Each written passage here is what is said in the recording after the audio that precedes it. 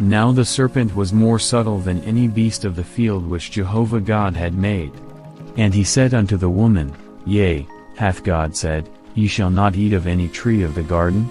And the woman said unto the serpent, Of the fruit of the trees of the garden we may eat, but of the fruit of the tree which is in the midst of the garden, God hath said, Ye shall not eat of it, neither shall ye touch it, lest ye die.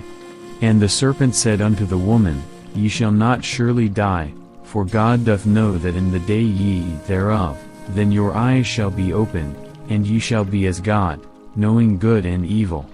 And when the woman saw that the tree was good for food, and that it was a delight to the eyes, and that the tree was to be desired to make one wise, she took of the fruit thereof, and did eat, and she gave also unto her husband with her, and he did eat.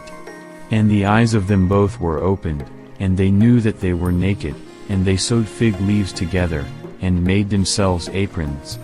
And they heard the voice of Jehovah God walking in the garden in the cool of the day, and the man and his wife hid themselves from the presence of Jehovah God amongst the trees of the garden. And Jehovah God called unto the man, and said unto him, Where art thou? And he said, I heard thy voice in the garden, and I was afraid, because I was naked, and I hid myself. And he said, Who told thee that thou wast naked? Hast thou eaten of the tree, whereof I commanded thee that thou shouldest not eat? And the man said, The woman whom thou gavest to be with me, she gave me of the tree, and I did eat. And Jehovah God said unto the woman, What is this thou hast done? And the woman said, The serpent beguiled me, and I did eat. And Jehovah God said unto the serpent, Because thou hast done this, cursed art thou above all cattle, and above every beast of the field. Upon thy belly shalt thou go, and dust shalt thou eat all the days of thy life, and I will put enmity between thee and the woman, and between thy seed and her seed, he shall bruise thy head, and thou shalt bruise his heel. Unto the woman he said, I will greatly multiply thy pain and thy conception, in pain thou shalt bring forth children, and thy desire shall be to thy husband, and he shall rule over thee.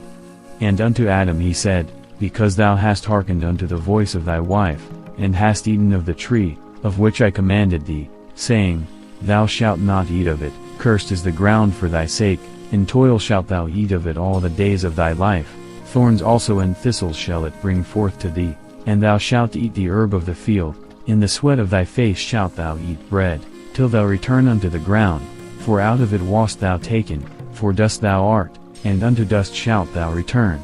And the man called his wife's name Eve, because she was the mother of all living. And Jehovah God made for Adam and for his wife coats of skins, and clothed them. And Jehovah God said, Behold, the man is become as one of us, to know good and evil, and now, lest he put forth his hand, and take also of the tree of life, and eat, and live forever. Therefore Jehovah God sent him forth from the Garden of Eden, to till the ground from whence he was taken.